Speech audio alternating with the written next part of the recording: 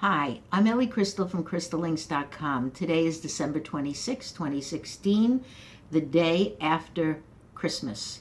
I hope you've had a very happy holiday season, which continues into next week.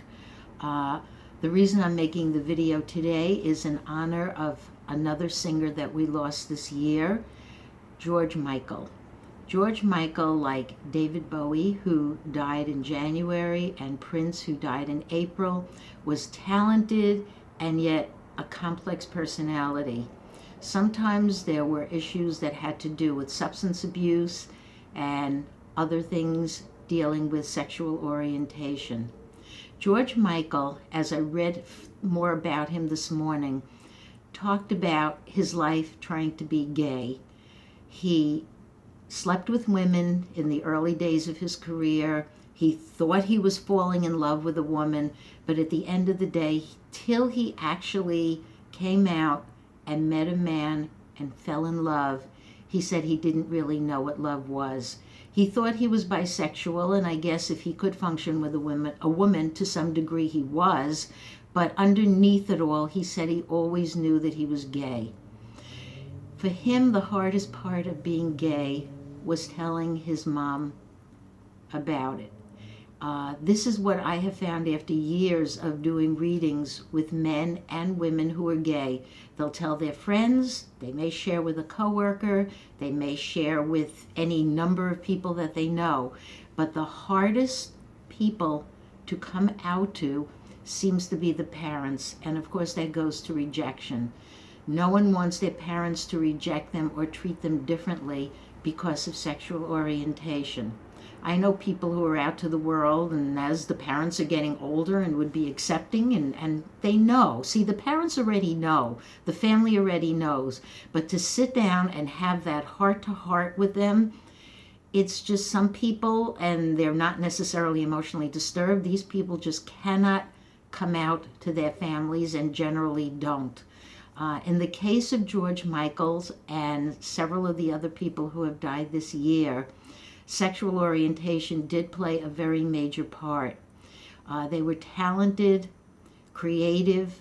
I remember all of their music, because at my age you go back for decades to people who started out in the industry, and they just went on to create amazing music. People like Michael Jackson, who to this day we don't know, was he straight, was he gay, did he try both, was he just not into sex at all? Everybody has a different opinion of what was going on with him, but the best part about all of these people is that through it all, through their struggles with substance abuse and family issues and everything else, they had an amazing creative talent. They changed the world of music. They definitely were game changers.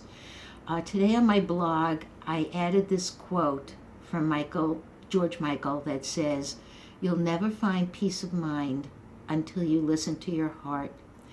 And even though I know it could be very hard to come out in certain places, certain circumstances, you have to follow your heart. You have to be who you are. You can't pretend, not in this life, not in this world anymore.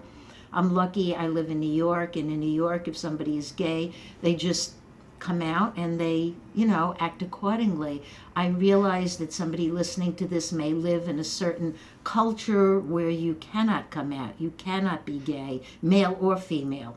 You can't be transgender. You can't act on that. And it's a terrible way to live your life, because you never truly find out who you are, why you're here. And the struggle today for all of humanity is to find their passion, their meaning for life, why they're here. 2017, as we know, is totally going to be a game changer with a new president in the United States. And, well, that's for another video. But right now, if you're struggling with any of these issues, maybe it is time for you to address them with a group, with a professional, with friends, with family, with anybody who you feel would understand what you're going through, and most of all, you should address them with yourself, because you may be fooling yourself and telling yourself, well, I'm not gay, I like girls, I like guys. Underneath it all, this is what I have found with men. They can function with women at times, but men who sleep with other men are gay. It's that simple. Women, I found this is through years of experience, not my personal experience because I'm straight, but women will, on the occasion, be straight, but meet a woman who they are totally soul connected to. It's like, boom.